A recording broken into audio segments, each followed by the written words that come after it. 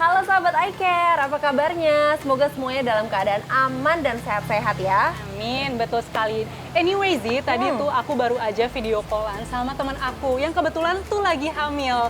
Kelihatannya sih dia lagi happy banget, tapi sekaligus khawatir banget. Soalnya kan hamilnya lagi pandemi kayak gini ya. Ya benar juga sih, tapi kekhawatiran teman kamu tuh beralasan dan mungkin juga dialami oleh banyak pasangan, sahabat-sahabat iCare yang lagi nonton acara ini yang juga lagi hamil. Betul. Mungkin ada perasaan tidak nyaman dan juga mereka jadi harus memikirkan gimana caranya atau mungkin ada formula baru untuk menjaga kehamilannya. Dan ternyata pas banget. Jadi tuh aku udah janjian sama mereka dan mereka tuh pengen banget menceritakan kisah pengalaman mereka selama hamil di kondisi pandemi kayak gini. Harusnya sih udah nyampe ya. Mereka mau kesini ya? Iya, kayaknya sih harusnya udah di sekitar sini sih, Itu Zi. bukan Steph? Nah, itu dia. Yuk, kita samperin aja. Coba yuk.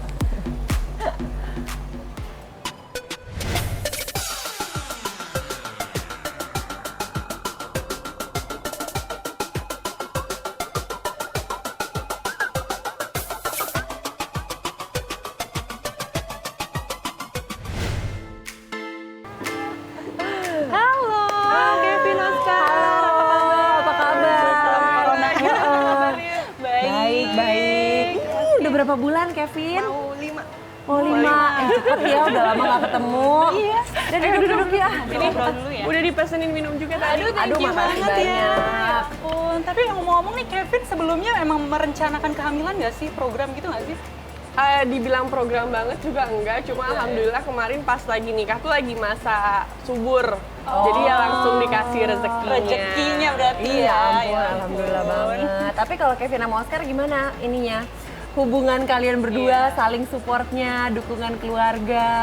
Iya sejauh ini alhamdulillah ya dapat support yang lebih malah bisa jadi ya, karena lagi kayak gini kan orang justru lebih khawatir juga keluarga kan, jadi ya lebih sering nanyain kabar, terus kayak ngingetin tentang kesehatan dan lain-lain. Oscar juga sebenarnya masih kerja kan, jadi kadang masih suka diingetin sama orang tua kita masing-masing, ya awas hati-hati ya ada ibu hamil tuh di rumah, kayak gitu-gitu. Tapi tetap suportif kan? Tetap suportif dong. Apapun yang Iya kau dong. makan aku yang ngabisin. Oh gitu, supportnya ya. Ngidam nggak Kevin? Udah mulai ngidam belum?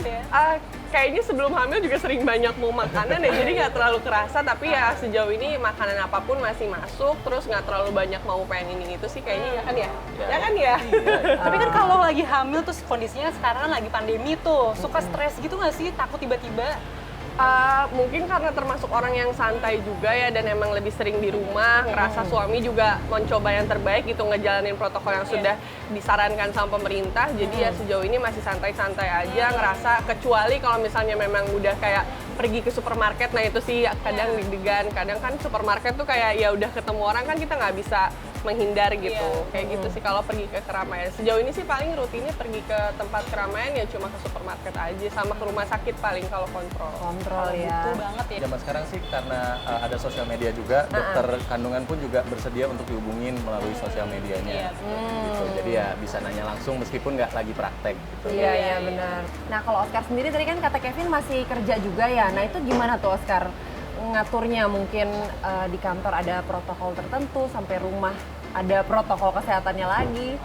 Pastinya ada ya, terutama kalau pulang ke rumah gitu. Tapi sebelum ke kantor juga aku juga bikin protokol sendiri, meskipun nggak ada hubungannya karena mau keluar kan. Tapi yang pasti sebisa mungkin pastinya berdoa, pamit sama istri, peluk istri dulu, sama elus-elus adek bayi gitu ya. Oke. Gitu. Panutan sekali nih ya pasangannya ya. Kalau untuk di kantornya sendiri gimana? Apa yang penjagaannya gitu? Oke, untuk di kantor sendiri lebih ke ya standar masuk gedung sih ya. Biasanya pasti ada pengecekan suhu tubuh, terus juga dipastikan harus pakai masker karena kalau nggak pakai nggak boleh masuk. Sama disediakan hand sanitizer juga. Nah begitu juga pas pulang, ini yang paling penting. Biasanya pulang udah kangen istri, kangen anak gitu ya, pengen ngelus-ngelus. Nah tapi karena nggak bisa ya harus semprot disinfektan dulu gitu, terus ganti baju, mandi. Dan itu mandinya pun juga di ruangan terpisah gitu. Jadi setelah itu baru bisa main sama istri. Tapi pas banget ya Stephnya, kita kan abis ini juga mau ngobrol. Kita tuh abis ini mau ngobrol sama psikolog dan juga dokter spesialis kandungan. Jadi ada Tara sama dokter Dara nanti. Jadi kamu juga bisa ikutan tanya-tanya. Pas banget, ya udah kita ikutan aja. Harus. Yuk, Yuk kita beda yuk. kita samperin langsung ya. Lewat sini aja. Kalau orang tua support banget. suami juga support, semua mensupport ibu hamil. Tapi kadang-kadang semua nasihat tuh masuk gitu. Akhirnya jadi terlalu banyak informasi, akhirnya stres lagi ibunya. Nah, gimana tuh, Tar? Ya, yang harus diperhatikan adalah bahwa orang di sekitar kita bisa mentransfer kecemasan loh ke kita.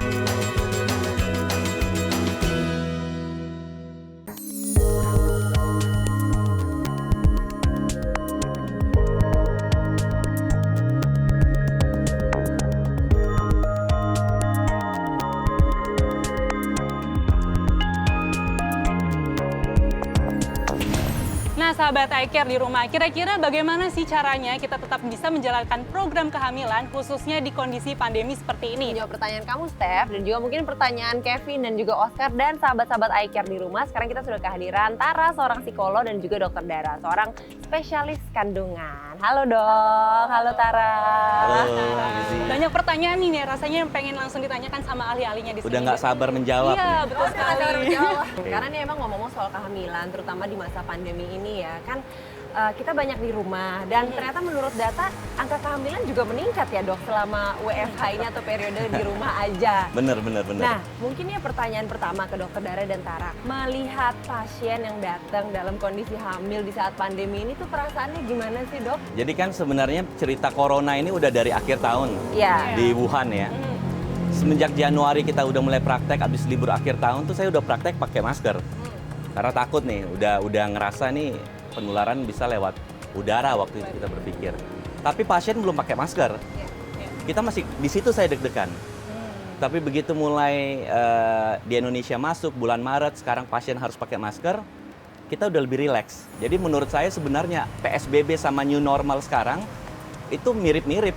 Karena sebenarnya new normal itu kami sudah mengerjakan itu dari awal PSBB sebenarnya. Ya, dan jadi sebetulnya nggak ada concern yang gimana banget gitu ya doknya, malah lebih ke sebetulnya kalau dari sudut pandang dokter sendiri karena Kalau sudah dari menerapkan pihak itu. kita ya, mungkin dari pihak pasien saya yakin berbeda. Iya. Kalau iya. dari Kevin sama Oscar sendiri gimana tuh? Sebenarnya kalau dibilang deg-degan banget enggak sih, kayak emang udah ada peraturan khususnya kan, kayak kita masuk rumah sakit itu dicek suhu, suruh cuci tangan dulu, bahkan berkali-kali gitu, karena setahu saya waktu itu diingetin juga sama dokter Objin, katanya kalau misalnya sehari diusahakan nggak usah pakai hand sanitizer terlalu sering, soalnya bisa cuci tangan aja dan lain-lain. Kemudian pakai masker, dokternya juga pakai APD lengkap gitu meskipun dokter Objin, jadi ya masih merasa aman sejauh ini. Tapi memang waktu awal-awal agak takut untuk kontrol karena masih nggak tahu nih sebenarnya kalau ke rumah sakit boleh nggak sih kayak gitu. Iya banget. Dari Mbak Tara sendiri secara psikolog gitu, ada nggak sih tips khusus supaya kita tuh lebih tidak cemas khususnya untuk ibu hamil di luar sana gitu terkait situasi pandemi seperti ini? Sebetulnya sih kalau misalnya rasanya mungkin stresnya udah mulai naik nih, udah mulai cemas, boleh ambil waktu rileks sebentar, misalnya sekedar tarik nafas, buang Me nafas. time dulu gitu Time ya. dulu. Tujuannya apa? Soalnya biasanya kalau kita mulai cemas, itu pikiran negatifnya lagi kenceng banget nih, lagi overthinking banget gitu kan. Nah untuk bisa nyetop itu harus rileks dulu, karena kalau nggak pikiran negatifnya nggak akan bisa stop. Ketika ibu mengandung itu kan bukan tanggung jawab sendiri ya, tapi tanggung jawab bersama-sama. Jadi memang butuh banget dukungan juga dari pasangan. Sebetulnya kalau dari sisi medis atau mungkin dari sisi psikolog dok, apa sih hubungannya stres dan janin gitu? Tadi kan mungkin ya stres, ya namanya manusia pasti kita nggak nyaman lah dengan stres ini gitu. Tapi sebetulnya dampak langsungnya tuh apa? Berbicara stres itu kan sebenarnya sangat luas ya. Jadi kayak tadi saya mau kesini nih, aduh udah mestinya jam 9 nyampe, kok agak macet di tendean gitu kan, stres dikit, nah itu nggak apa-apa. Jadi stres itu ada tingkatannya ya, mungkin kalau yang berat, nanti mungkin bisa Tara nambahin. Badan kita itu akan ngeluarin hormon-hormon tertentu. Dimana hormon itu kalau banyak dapat membuat pembuluh darah bervasokonstriksi atau menyempit gitu loh. Otomatis intinya aliran darah nggak bagus. Nah, sedangkan janin ini dapat makan kan dari aliran darah ibunya. Jadi ibunya makan nasi, makan ikan, makan daging, itu semua dicerna di usus, diolah, darah itu dibawa ke janin. Nah, kalau alirannya, salurannya nggak bagus, otomatis si janin juga dapatnya kurang. Sehingga bisa berat badannya kurang, bahkan bisa kadang-kadang sampai prematur. Kalau ibunya makannya juga karena nggak mau makan nih, stres, bisa juga daya tahan tubuh turun, kuman-kuman di jalan lahirnya atau di vaginanya meningkat, bisa ada infeksi. kuman di situ bisa naik ke dalam rahim, rahimnya janinnya bisa terinfeksi. Jadi sebenarnya bisa ke sana. Nah, kalau dari Tara sendiri gimana, Tara? Tadi kalau dokter Dara kan udah menjelaskan efek dari stres itu untuk ke janin. Nah, kalau dari sisi psikologisnya tuh ada nggak sih? Mungkin ke ibu atau ke janin atau ke suaminya mungkin? Nah, perlu banget untuk kita tetap jaga pikiran positif. Jadi jangan menyalahkan diri sendiri, jangan menebak-nebak sesuatu yang mungkin terlalu negatif padahal belum terjadi, untuk menjaga kestabilan kestabilan mentalnya. Memang iya pasti otomatis akan mempengaruhi kondisi stres ibu dengan janinnya. Lebih juga karena pada saat ibunya stres pasti ada perilaku yang juga berubah. Perilaku yang berubah tuh dalam arti tadi jadi nggak mau makan, tidurnya jadi terganggu. Tapi ada nggak sih mungkin cara atau kayak aktivitas-aktivitas khusus gitu ya, baik itu untuk ibu hamilnya dan juga suaminya yang bisa dilakukan supaya tetap berpikiran positif? Pertama harus tetap produktif ya. Produktif dalam arti kita lihat dulu kalau kecemasannya tinggi, biasanya kan berarti yang terlalu aktif adalah otaknya. Maka perlu cari kegiatan yang juga membutuhkan aktivitas otak yang tinggi, tetapi tetap menyenangkan. Contohnya nih misalnya menjahit atau bikin prakarya. Kenapa? Karena kan mau nggak mau harus konsentrasi. Sehingga ke distract pikiran-pikiran yang negatifnya ke distract. Kemudian yang kedua adalah kegiatan yang menimbulkan relaksasi.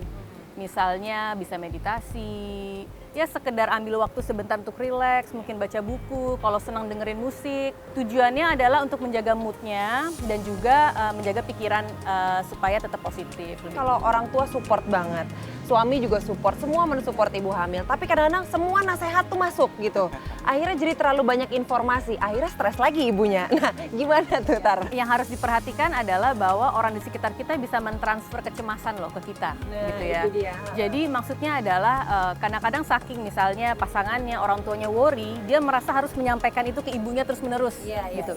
Padahal sebetulnya worry-nya milik dia, bukan milik ibunya, gitu kan. Dan kalau menurut saya ketika worry itu ingin disampaikan, sebetulnya nggak apa-apa, tapi tergantung cara penyampaiannya. Sebagai pasangannya mungkin yang pertama harus dilakukan adalah memahami. Memahami dalam arti kalau misalnya pasangannya atau ibunya lagi stres berat, oh ya kamu khawatir ya babynya kenapa-kenapa ya, pertama dipahami. Yang kedua kasih dukungan dalam arti kita tuh bersama-sama loh gitu. Ini kita jalan ini bersama-sama. Ini tujuannya adalah membantu supaya si ibu merasa bahwa dia tidak sendirian dan dia tidak terlalu banyak menyalahkan diri sendiri just in case ada sesuatu hal yang buruk. Aduh nih emang benar-benar seru banget obrolannya. Dan selanjutnya kita juga masih akan ngobrol-ngobrol dengan Dokter Dara, Tara, Kevin, dan juga Oscar. Jangan kemana-mana, Metro Eye Care segera kembali. Sudah hampir semua rumah sakit mempunyai protokol untuk screening COVID-19 bagi ibu-ibu yang mau melahirkan. Cuman beda-beda, ada yang cukup dengan rapid test 2 kali biasanya, ada yang harus pakai tes swab. Kembali lagi di Metro Eye Care, kita ingin melanjutkan pertanyaan lagi nih untuk Dokter Dara. Nah sebetulnya dok, kalau ibu hamil itu bisa nggak sih dok ada penularan COVID-19 ya dari ibu hamil ke janin ataupun ke bayi yang dikandungan? Hingga saat ini belum ada studi yang melaporkan hal itu. Bahwa adanya transmisi vertikal, artinya dari ibu langsung ke janin. Umumnya yang terjadi ketika ibu ini nggak tahu kalau dia lagi positif COVID, dia melahirkan, dia nyusuin anaknya, dia cium-cium anaknya, disitulah tertular. Makanya ini harus diwaspadai. Itu juga sebabnya kadang-kadang di beberapa rumah sakit sekarang ini sudah mewajibkan pemeriksaan. Pemeriksaan buat ibu-ibu yang mau melahirkan untuk screening COVID-19 ini. Apakah rapid test atau swab untuk meminimalisir itu sebenarnya. Dan resiko bayi yang tertular COVID untuk bahaya itu tinggi sekali karena bayi punya angka perlindungan kan masih sangat, antibodinya kan masih sangat rendah gitu loh. Tapi kalau dari Kevin sendiri ada nggak sih pengalaman mungkin kayak stres selama kehamilan ini? Ada sih, terutama ini ya kecemasan kayak misalnya kita kan sebenarnya pengennya check up terus gitu rutin tiap bulan, pengen lihat babynya gitu pertumbuhannya kayak gimana, tapi kadang orang tua kita berdua, kebetulan ibu kita berdua tuh sama-sama bilang kayak udahlah kalau nggak ada apa-apa nggak usah dulu check up, by WhatsApp aja tanya dokternya kayak gimana kalau misalnya memang ada keluhan baru. Tapi kan sebenarnya nggak mungkin nunggu ada keluhan baru ke dokter, pengen lihat pertumbuhannya kayak gimana. Nah kadang jadi pertimbangan juga, kadang jadi stres. Kita perlu nggak sih ke dokter gitu, bener nggak sih kata orang tua, atau memang ya udahlah ke dokter aja, toh di rumah sakit juga udah ada regulasi khusus untuk selama pandemi ini gitu. Nah itu gimana dok? Kita yang penting kita tahu ada pakem-pakemnya. Jadi kalau umpamanya seperti itu, umpamanya Kevin dan Oscar mau ngecek nih, sekarang itu udah nggak usah terlalu khawatir, karena cuma 3 kuncinya: pakai masker, sering-sering cuci tangan, dan hindari nyentuh muka ya. Protokol yang baik agar terhindar dari corona pada saat proses kelahiran ini gimana nih, Dok? Jadi sekarang ini di Indonesia ya, sudah hampir semua rumah sakit mempunyai protokol untuk screening COVID-19 bagi ibu-ibu yang mau melahirkan. Kecuali suami yang tidak melahirkan tapi mendampingi, itu minimal biasanya rapid test. Oke, nah ini mau tanya juga nih ke Tara, dari sisi suami gitu mungkin support apa sih yang kira-kira bisa diberikan dan yang akan sangat menolong ibu yang akan melahirkan itu, Tar? Ya sebetulnya nomor satu udah pasti kehadiran ya. Dengan hadir aja di sampingnya itu sudah menandakan bahwa kamu nggak sendirian loh, ada saya.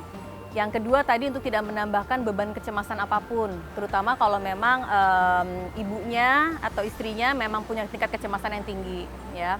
Yang ketiga, yakinkan bahwa ini semua kita jalani bersama-sama. Jadi kalau perlu nih pada saat sebelum melahirkan atau deket-deket menuju melahirkan, biasanya kan tegangnya mulai naik nih, gitu kan. Diajakin yuk kita meditasi bareng, yuk kita relaksasi bareng, atau yuk kita hipnoterapi bareng, misalnya seperti itu. Kemudian boleh nanti sama-sama memberikan sugesti-sugesti yang positif ke diri sendiri, gitu ya. Jadi meditasi dan hipnoterapi itu tujuannya untuk membawa diri kita ke fase antara sadar dan nggak sadar. Jadi sangat rileks gitu ya. Nah pada saat nanti sudah rileks, dimasukin sugesti. Nah sebetulnya suami bisa mendampingi istri untuk melakukan itu. Misalnya nih minta istrinya untuk rileks, nanti kalau istrinya dirasa sudah rileks, boleh sambil disebutin misalnya, aku ada di samping kamu loh, kita jalanin bareng-bareng ya, gitu. Tapi gini, Dokter Dara mungkin ini ya, kalau kita pada saat lagi hamil, apalagi lagi pandemi gini, imunitas tentunya harus tinggi ya. Nutrisi apa sih yang paling bagus, Dok, sebetulnya? Nomor satu, nggak boleh kekurangan cairan. Itu paling sederhana. Dan orang hamil kadang-kadang tuh karena hormonal, asam lambung naik, lidah itu suka pahit. Iya. Ya kan, sehingga malas minum. Karena air putih itu kan hambar. Nah, kita boleh kasih tips, boleh dikasih pemanis sedikit aja. Contohnya kasih madu sedikit, kasih sirup sedikit, atau kasih gula sedikit supaya aftertaste dia setelah minum nggak pahit, pahit dari asam lambung di ujung pangkal lidah gitu loh. Nah, air itu harus dicukupi karena kalau yang lain-lain kan boleh, sama sekarang orang minum vitamin C, vitamin D3 nggak boleh lupa tuh. D3, suka kelupaan. Orang kadang-kadang mikir D3 ini udah cukup dari matahari, ternyata penelitian bilang kurang. Karena D3 ternyata juga meningkatkan imun. Berkaitan juga kita untuk pandemi COVID ya. Jadi vitamin-vitamin hamil, vitamin itu semua saya rasa sih orang udah tahu ya. Cuma yang suka kelupaan adalah air putih. Ada orang minum cukup, ada kurang. Minimal berapa, Dok, kalau untuk Ya, ada yang bilang kurang lebih 2 liter lah, 8 gelas gitu ya. Kalau cairannya bagus, usus sistem cerna di ususnya bagus, apa yang makanan dimakan itu akan terdistribusikan dengan baik ke janin. Sehingga janinnya juga resiko berat badannya kecil dan segala macam itu lebih minim seperti itu. Tapi kalau ngomongin tentang nutrisi, Dok, biasanya kan ibu hamil tuh maunya banyak ya, mau makan ini, mau makan ini gitu. Rasanya pengen makan semuanya gitu, Dok. Itu sebetulnya boleh nggak sih, Dok, atau memang harus dikontrol? Oh jelas, terutama yang bersifat manis dan terlalu bergaram. Manis lah paling bahaya. Dan kalau kenaikan berat badannya terlalu tinggi, pada saat nanti sudah melahirkan itu memicu baby blues. Oh iya. Karena si ibu akan melihat kok aku buruk, kok aku udah gak ada bagus-bagusnya lagi, jadi punya self image yang negatif dan itu memancing baby blues. Betul banget itu. Confidence-nya turun. Ya, confidence-nya turun. Nah, Mbak Tara nih mumpung lagi di sini, faktanya seperti ini nih yang beredar ya. Untuk memiliki kondisi kehamilan yang baik, itu berarti kita harus memperhatikan kesehatan kehamilan yang baik juga dan juga bagaimana mengelola stres dari ibu hamil itu sendiri. Itu bagaimana kira-kira? Yang pasti itu fakta ya.